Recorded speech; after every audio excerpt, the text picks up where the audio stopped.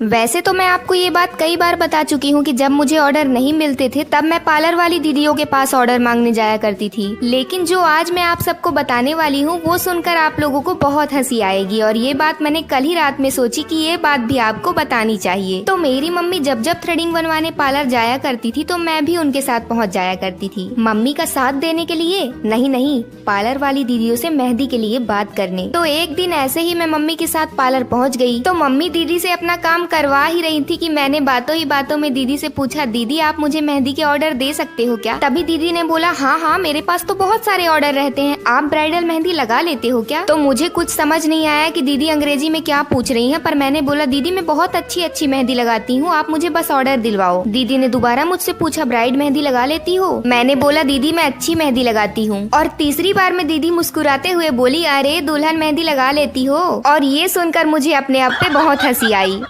वैसे तो मैं आपको ये बात कई बार बता चुकी हूँ कि जब मुझे ऑर्डर नहीं मिलते थे तब मैं पार्लर वाली दीदियों के पास ऑर्डर मांगने जाया करती थी। लेकिन जो आज मैं आप सबको बताने वाली हूँ वो सुनकर आप लोगों को बहुत हंसी आएगी और ये बात मैंने कल ही रात में सोची कि ये बात भी आपको बतानी चाहिए। तो मेरी मम्मी जब जब थ्रेडिंग बनवाने पार्लर जाया करती थी तो मैं भी उनके साथ पहुँच जाया करती थी। मम्मी का साथ देने के लिए नहीं, पार्लर वाली दीदियों से मेहंदी के लिए बात करने। तो एक दिन ऐसे ही मैं मम्मी के साथ पार्लर पहुँच गयी तो मम्मी दीदी से अपना काम करवा ही रही थी कि मैंने बातों ही बातों में दीदी से पूछा, दीदी आप मुझे मेहंदी के ऑर्डर दे सकते हो क्या? तभी दीदी ने बोला, हाँ मेरे पास तो बहुत सारे ऑर्डर रहते हैं, आप ब्राइडल मेहंदी लगा लेते हो क्या? तो मुझे कुछ समझ नहीं आया कि दीदी अंग्रेजी में क्या पूछ रही है, पर मैंने बोला दीदी मैं बहुत अच्छी मेहंदी लगाती हूँ, आप मुझे बस ऑर्डर दिलवाओ।